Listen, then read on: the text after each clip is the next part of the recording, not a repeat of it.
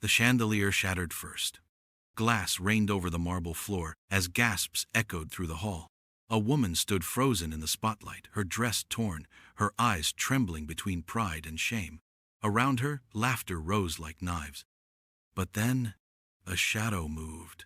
Slow, calm, powerful. The kind of silence that makes even the cruel listen. One coat fell across her shoulders, heavy with protection. One act that would change everything. They thought it was pity. He knew it was redemption. But when kindness comes from darkness, can it still be trusted? The chandeliers of the Lagos Royal Marina shimmered like trapped stars, each crystal reflecting laughter that wasn't always kind. Elena Cruz stepped through the tall glass doors, clutching her clutch so tight that her knuckles turned pale. The gown she wore was the product of 2 sleepless weeks, stitched by hand, every bead sewn with trembling hope. She had promised herself that tonight would be different, that talent could outshine class. But before she even reached her seat, whispers began to swirl. Who invited her? One woman murmured behind a diamond fan. Looks like she borrowed that dress from a costume shop. Another chuckled, raising her champagne. Elena smiled politely, pretending not to hear, yet each word cut through her like fine glass. She found a seat near the edge of the hall, close enough to feel the air conditioning but far enough to avoid the cameras. From that corner she could see the towering figures of Lagos wealth, the business magnates, fashion tycoons, and socialites who made headlines. She had dreamt for years of showcasing her designs before people like these. Now that she was here, she wished she could disappear. Across the room, a man watched her quietly. Leonardo Valente. To most, he was a myth, wrapped in an expensive suit, rumored to have built empires through both legitimate deals and darker alliances. Few had ever seen him smile. Tonight he sat alone, his glass untouched, his eyes calm but sharp like a blade resting in velvet. When Elena's chair scraped slightly, he noticed how she flinched at every snicker. There was something painfully familiar about that. Long before the title Times Mafia boss Times was whispered with his name, he had once been a hungry boy sweeping Lagos docks, wearing torn shoes and big dreams. The banquet reached its midpoint when the host called for a fashion presentation. Models in glittering gowns paraded through the room while applause filled the air. Then came a cruel voice, a woman in crimson silk, Patricia Adeyemi, heiress to a luxury brand. Maybe our dear guest over there should model next, she said loudly, nodding toward Elena. Laughter burst around the tables. Someone even clapped mockingly. Elena froze. Her throat tightened as eyes turned toward her. She tried to stand, perhaps to excuse herself, but her heels trembled. In that moment, a shadow rose from the back of the hall. The laughter slowed, confused. Leonardo Valente walked forward, his footsteps heavy, deliberate. Enough, he said, his tone smooth but dangerous. The hall fell silent, like the air itself feared him.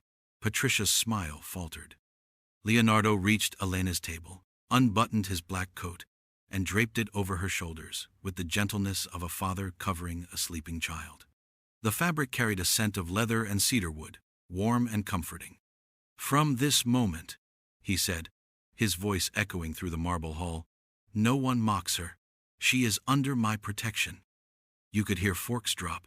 Someone gasped. Patricia's face drained of color as Leonardo's gaze brushed over her. Apologize, he said simply. The woman stuttered out a sorry before slipping back into her seat. Elena sat there motionless, her heart pounding louder than the music that resumed softly in the background. She whispered, "You didn't have to." "I did," Leonardo replied quietly, kneeling slightly so only she could hear. "Because I've been where you are. Never let their noise decide your worth." Then he straightened, adjusted his cufflinks, and walked away, leaving a trail of murmurs behind him. The rest of the evening shifted strangely. People who had ignored Elena earlier now smiled too quickly, offering her drinks or compliments about her unique design sense. She felt trapped between gratitude and discomfort. The weight of his coat on her shoulders was heavier than gold. It marked her with both safety and curiosity. Outside, when the event finally ended, she waited near the fountain, unsure whether to thank him or vanish quietly. Leonardo approached again, this time without guards. "Your design," he said, glancing at her gown. You made it yourself. Yes, she answered softly. Not perfect, but mine. He nodded. Perfection is boring. Keep creating. Lagos needs stories sewn into fabric, not just money stitched into labels. Before she could reply, his phone buzzed. He turned to leave but paused. Miss Cruz, the next time they laugh, remember they only laugh when they see someone brave enough to stand alone. He gave a faint smile and disappeared into the waiting black SUV. Elena stood watching the taillights fade into the humid night. Her fingers touched the coat still resting on her shoulders. It was far too large, far too fine, and yet it felt earned. For the first time that evening, she allowed herself to breathe fully. Back in her small apartment in Surulere, she hung the coat neatly on the wall. The city lights outside blinked like tired stars. She replayed his words over and over, until sleep carried her away. Somewhere between dreams and dawn, a new kind of confidence began to stitch itself quietly inside her heart. One thread of courage, one of gratitude, and one of something she dared not yet call love. And while Leonardo drove through the sleeping city, his driver asked softly, Boss, who was the girl? Leonardo looked out at the empty highway. Someone who reminded me what dignity looks like, he murmured. Then, under his breath, and what I once lost, chasing power. Neither of them knew that this small act of kindness, this simple coat on trembling shoulders, would ripple far beyond that glittering banquet hall, binding two lives that had every reason to remain strangers. The morning after the banquet, the city woke up buzzing about one thing: the mysterious woman the Maffia boss had defended. Every gossip page, every influencer's feed carried a blurred photo of Elena with Leonardo's coat around her shoulders. Headlines screamed, "Who is she?" And from tailored to protected lady, Elena almost dropped her phone when she saw the news. Oh no, she muttered, running her hands through her hair. The tiny apartment that once felt peaceful now felt like a spotlight. She turned off her phone, grabbed her sketchbook, and whispered, I just wanted to show my work, not become a headline. By noon, calls flooded in. Fashion bloggers wanted interviews, boutique owners wanted collaborations, and even old classmates she barely remembered suddenly remembered her. She declined them all. Attention built too fast. She wasn't ready for that kind of world. She decided to focus on her dream, launching her own design label from scratch. Elena began waking up before sunrise, sketching patterns on her kitchen table with coffee-stained fingers. She sold her only gold earrings to buy better fabric and borrowed an old sewing machine from her neighbor, Mama Leo, who often checked in with light-hearted concern. My daughter, Mama Leo teased. Hope that Maffia man won't come knocking here for his coat, oh? Elena laughed nervously. He can keep his coat, I have stitches to make. Then sew him a new heart, the old woman joked, shaking her head. While Elena worked tirelessly, unseen wheels began turning elsewhere. Leonardo, despite his empire's reputation, handled things quietly. He had instructed his assistant, Matteo, to find out where Elena sourced her materials. Without revealing names, he paid her debts at a textile warehouse, making sure she'd always have access to the finest fabrics at low cost. Boss, she'll notice the discount, Matteo warned one evening. She'll think the supplier is generous, Leonardo replied. Good deeds shouldn't carry signatures. Leonardo kept tabs on her progress through subtle channels. He'd receive reports about a young designer in Surulere buying fabrics with cash and designing tirelessly. At night, he'd sit in his penthouse study, scrolling through anonymous photos of her work shared online, a faint smile curving his lips. He admired her resilience more than anything. Elena's determination began to pay off. Within 3 months, her mini collection called Times Threads of Faith Times caught attention at a small community fashion show. She was nervous, of course. Her hands trembled as she pinned the last model's dress, but the applause afterward felt different from pity or curiosity. It was genuine admiration. Someone from a major brand approached her afterward, offering mentorship. She didn't know that the someone had been encouraged by Leonardo's quiet persuasion. Meanwhile, not everyone celebrated her rise. Patricia Adeyemi, the same woman who had mocked her at the banquet, saw the online buzz and fumed. That girl? She's trending because of Valente's sympathy act, she scoffed during a lunch meeting. Her tone carried both jealousy and fear. Patricia tried to uncover more about Elena's link to Leonardo, but no one dared question the boss's choices. Back in Surulere, Elena continued to work in peace. Nights were long, the power sometimes cut, and the noise from the street vendors often drowned her thoughts. Yet there was comfort in the struggle. Each stitch carried a whisper, "You're enough." One humid afternoon, while returning from the market, she saw a group of children playing near a tailor's stall. A boy accidentally splashed water on her sketch papers. "I'm sorry, Auntie," he cried. Elena smiled, wiped his face gently, and said, "It's okay, sweetheart. Accidents happen." She looked at his torn shorts, smiled again and promised, "Come tomorrow, I'll fix that for you." She stayed up late that night, mending the boy's shorts, and realized something important. She didn't want her designs to only walk the runway. She wanted them to tell stories of real people, of resilience, of everyday beauty. Across town, Leonardo attended a meeting at one of his shipping warehouses. As his men argued about logistics, his mind wandered back to that small designer with a handmade gown. Matteo noticed and whispered, "You've been distracted lately, sir." Leonardo smirked. "Maybe I'm remembering where I came from." He had grown up in the same city chaos, barefoot on dusty streets, dreaming of a name people wouldn't laugh at. Now he had it, but it cost him peace. Watching Elena chase her dreams with honest sweat reminded him of what success was supposed to feel like. Weeks turned into months. The gossip died down, replaced by new scandals. Elena's life finally quieted until an email arrived one evening. It was an invitation to apply for the International Design Gala, the most prestigious competition in Africa. She gasped. "They must have made a mistake," she whispered. But her name was printed clearly. She stayed awake that night, sketching feverishly, pouring her soul into fresh designs. The final collection, *Rise from Ashes*, captured her journey. Muted colors turning to brilliance, broken stitches transformed into elegant lace. When she sent in her application, she prayed quietly, "Lord, let them see me, not the noise." Little did she know, Leonardo had already made sure her application reached the right eyes, but he swore never to interfere with the judging. "If she wins," he told Matteo, "let it be because she deserves it." On the eve of the gala, Elena sat by her window, the city lights glimmering like hope. She thought about the man in the black coat, the one who had silenced a room full of cruel laughter. Was he still watching her journey from afar? Or had she been just another passing moment in his powerful world?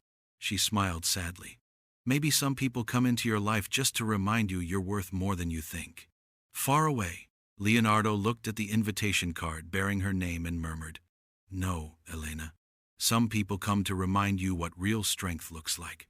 Neither knew that their worlds were once again about to collide, louder, brighter, and riskier than before. The night of the International Design Gala arrived with a drizzle that painted the streets of Victoria Island gold under the streetlights. Inside the Grand Civic Center, cameras flashed, and violins hummed softly, setting the stage for dreams to be crowned. Elena stood backstage, hands trembling around a roll of thread she carried like a talisman. It wasn't just a tool, it was her reminder of where she came from. The thread she used on her first handmade gown. Her designs had been accepted into the gala weeks earlier, and since then, every night had been a sleepless blur of fabric, needles, and prayer. Her models, mostly friends from her neighborhood, stood behind her in gowns that shimmered like courage itself, stitched from mistakes, mended with hope. When her turn came, Elena stepped into the light. The crowd hushed. Her collection, *Rise from Ashes*, unfolded like a story. Muted grays blossoming into radiant golds, symbolizing broken dreams turned beautiful. Each dress told a tale of survival, of dignity restored. By the final walk, the applause wasn't polite, it was thunderous. People rose to their feet. Some even wiped their eyes. Elena bowed deeply, heart racing. For a second, she thought she saw a familiar silhouette at the edge of the hall, a tall man, in a dark suit, watching from the shadows. But before she could be sure, he was gone. When the host announced the winner, the words felt unreal. And the award for Best Emerging Designer of the Year goes to Elena Cruz. The room erupted. Her friends screamed, her hands flew to her mouth, and tears filled her eyes. It was the kind of joy she once thought belonged only to others. She walked up the stage, barely feeling her feet touch the ground. As she held the award, cameras flashed. Reporters shouted questions. Who inspired you? How did you start? Elena smiled, her voice shaking. I was laughed at once, she said softly, but tonight, I hope every dreamer out there knows it's okay to start small, as long as you start. The crowd cheered louder. She stepped off stage, breathless and dizzy with happiness. For the first time in her life, she felt free of pity, free of shame, free of the past. Then came the storm she never saw coming. Backstage, a reporter hurried toward her with an envelope. Miss Cruz, a quick comment, your sponsor has been identified. Any words for Mr. Leonardo Valente? The world seemed to freeze. What? She asked, blinking rapidly. Mr. Valente, the reporter repeated. Sources confirm he's been funding your work anonymously for months. Even the gala registration fee was paid through one of his companies. Her breath caught. That's not true, she whispered. But the man handed her a copy of a leaked memo documents connecting Leonardo's investment group to the textile supplier she used and to the event's sponsorship committee. Her heart dropped. Around her, the chatter swelled. Oh, she was his project? Someone murmured. No wonder she won. Another voice sneered. Elena's chest tightened. All the laughter from that banquet night echoed in her ears. Only this time, it came from her own mind. She turned away, clutching her award like it was suddenly heavy with shame. She didn't even notice when the rain started falling outside. By the time she reached her apartment, the coat Leonardo once draped over her shoulders was already soaked. She threw it across the chair, shaking with tears. Why would he do that? She whispered into the empty room. Did he think I couldn't make it without him? The knock on her door came an hour later. Leonardo stood there, drenched from the rain, his eyes shadowed with regret. Elena, he said softly, please, let me explain. Explain what? That my victory was just one of your transactions? She fired back, voice breaking. No, he said, stepping closer. I never touched the judging. I only made sure the doors that were unfairly closed to you stayed open. You mean the doors you times own asterisk? Her voice trembled. You took away the one thing that mattered, proving I could stand on my own. He sighed deeply. You remind me of who I was before power ruined me. I only wanted to help you become what you already are. She shook her head, tears mixing with rain. But help should never hide in shadows. You made me feel like a child again. Grateful, small, dependent. That's not love, Leonardo. That's control. Silence stretched between them. Outside, thunder rolled like the sound of a heart breaking. Finally, Leonardo lowered his head. You're right, he said quietly. Maybe I was trying to fix my own past through you. But I swear on everything I own, I never wanted to take your light. Elena turned away. Then, let me find it alone. She reached for his coat, folded it gently, and handed it back. Thank you for everything. But I can't wear this anymore. Leonardo took it slowly, his jaw tightening, as if each breath hurt. Then I'll wait, he said. Not to be forgiven, but to see you rise again without me. When he left, she sank to the floor and cried, not because she hated him, but because loving someone who meant well but broke your spirit was its own kind of heartbreak. In the days that followed, gossip burned through the internet. People said she was just another woman, lifted by a powerful man. Others defended her, saying her talent was undeniable. But Elena stayed silent. She closed her shop for a month, turned off her phone, and disappeared into work again, this time rebuilding from nothing. She started teaching sewing classes to young women in her neighborhood, sharing both skills and stories. Don't depend on anyone's spotlight, she told them gently. Learn to light your own. Some nights she still thought of Leonardo, how his eyes had softened when he spoke, how his voice carried both strength and loneliness. But she pushed the memories aside and kept stitching. Each design became a prayer of independence. Each thread was her way of healing.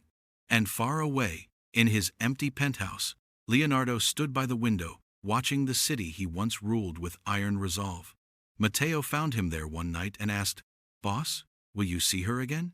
Leonardo's reply was soft.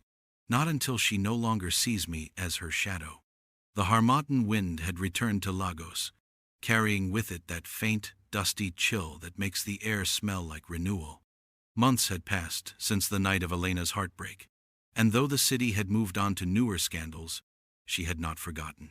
She poured her pain into work, stitching it into every hem and seam until the ache slowly transformed into purpose. Her apartment was now both home and studio, rolls of fabric stacked against the wall, spools of thread arranged like small soldiers on the table. At dawn, the faint hum of her sewing machine was her only prayer. At dusk, she sat on the balcony with a cup of tea, sketching by candlelight, whispering to herself, "One step at a time, Elena, one stitch closer." Through her growing network of students and loyal clients, word spread that she was planning something bold, a showcase entirely funded by her own hands, with no sponsors, no investors, no hidden benefactors. A space reclaimed, a story retold. She rented an abandoned warehouse in Yaba, once used for storing timber, and spent weeks turning it into an intimate runway. Friends volunteered, one painted the walls white, another built a platform stage. Even Mama Leo showed up with a basket of puff puff and an old broom. "If fashion doesn't kill you, child," she laughed, sweeping the floor, "success will." Elena smiled for the first time in days. "At least I'll die doing what I love." As the event date approached, excitement grew. Invitations printed on recycled fabric carried her new label name, Cruz Atelier, Freedom in Fabric. But not everyone celebrated her rise. Whispers slithered through certain corners of the city that Leonardo Valente's rivals, the darker arms of his former empire, wanted to use her show to send a message. "If Valente won't bow," one rumor said, "we'll ruin what he cherishes." Elena, unaware of these dangers, focused on details, the lighting, the choreography, the delicate beadwork on her finale dress called Dawn Reborn. Her students noticed the tension under her calm smile. "Auntie Elena," one of them asked gently, "you sure you're okay?" She nodded. "If fear starts designing with me, we'll never finish." Across town, Leonardo sat in a dim office surrounded by silence and regrets. Matteo walked in holding a file. "You should see this," he said, dropping an invitation onto the desk. Leonardo stared at it for a long moment. "She did it," he murmured. "She did," Matteo replied. Then more cautiously, "Word is some men want to disrupt the event. Old enemies." Leonardo's jaw tightened. "If anyone touches that show, they'll learn what peace truly costs." He called in his security head, ordered extra surveillance, but told no one. "She must never know," he said. "This is her night, not mine." The evening of the showcase came painted in gold and indigo. Strings of fairy lights hung from the warehouse beams like fallen stars. Guests filled the space: journalists, artists, young designers, and ordinary people who had followed Elena's inspiring story online. The music was soft jazz, the air scented with roses and paint. Elena peeked from behind the curtain, her heart thumping. The warehouse looked beautiful, humble, but hers. Every chair, every thread, every light had been placed by her or by someone who believed in her. Her students lined up backstage, wearing the final dresses. She whispered to them, "Walk, like you're telling the world you matter." The lights dimmed, and the first model stepped out. Applause rippled through the crowd. Each piece drew more gasps, more awe. The audience could feel the story, the pain of loss, the courage of rebuilding, the quiet pride of independence. Then, midway through the show, something shifted. A small commotion began near the entrance. A group of men in dark coats slipped in, scanning the crowd. They weren't on the guest list. Elena noticed the tension ripple through the audience but forced herself to focus. Her voice inside whispered, "Asterisk. Not tonight. Not again. Asterisk." Behind the scenes, Leonardo's men hidden among the audience moved swiftly. One discreetly touched his earpiece. Targets identified. Proceeding quietly. The strangers were led outside before anyone noticed, and the show continued without disruption. Elena never knew how close chaos had come. As the final notes of music faded, she stepped onto the stage for the closing bow. The entire room stood, clapping, shouting her name. Some cried. Even Patricia Adeyemi, sitting in the third row, looked strangely humbled. Cameras flashed, capturing Elena's trembling smile as she whispered, "Thank you, Lagos. Thank you for letting me start again." She didn't notice the tall man in black standing discreetly at the far back, arms folded, expression unreadable. Leonardo watched her in silence, pride and pain mingling in his chest. He didn't want her to see him yet. He just needed to make sure she was safe, that her light burned untouched by the shadows of his world. After the show, reporters swarmed her, calling the event a masterpiece of independence. Elena smiled, giving short, humble answers. "This collection isn't just mine," she said. "It belongs to every person who's ever been told they weren't enough." Later that night, when the crowd had gone, she lingered in the quiet warehouse, sweeping confetti off the floor. The adrenaline was fading, leaving exhaustion and disbelief. She had done it without sponsors, without pity, without help. Her dream stood on its own 2 feet at last. As she locked up the doors, a security guard approached her with an envelope. "Someone asked me to give you this, Ma," he said. Inside was a folded note written in clean, elegant handwriting. "Your courage stitched beauty into a broken world. Tonight, you walked without shadows." She stood under the streetlight reading it again and again, unsure whether to smile or cry. Part of her wanted to tear it up.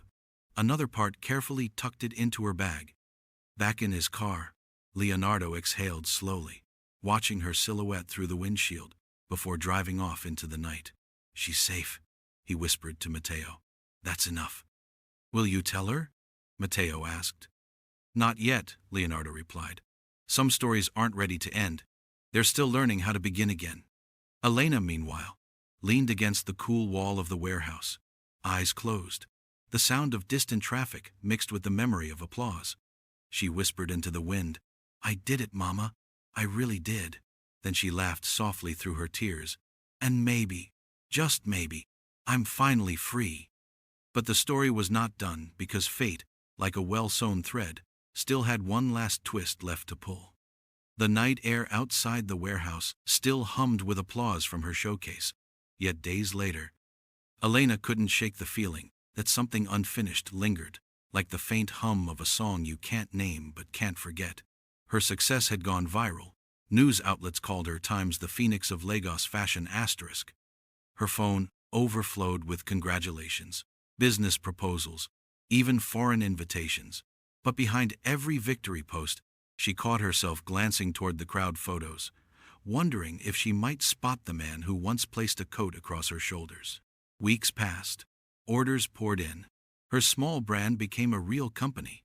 She hired 2 of her students full-time and rented a modest studio in Victoria Island. Life was stable, almost peaceful, until one morning an email arrived from the Global Fashion Congress in Milan, an invitation to present a capsule collection. She gasped, covering her mouth. "Me? In Milan?" Her students screamed and danced around her sewing table. "Auntie Elena, you're going international!" one of them shouted. Elena smiled but quickly added, "Let's stay humble. Lagos raised us. We'll represent her well." Yet inside, her heart pounded with joy and nerves. Preparations consumed her weeks, visa appointments, fittings, travel schedules. But beneath the excitement hid a whisper, asterisk, what if he's there? Asterisk, because every major fashion investor attended that Congress, and Leonardo Valente still owned stakes in half of them. When she arrived in Milan, the city felt like a dream painted in gold cobblestone streets, perfume in the air, strangers greeting her with, "Ciao, signora."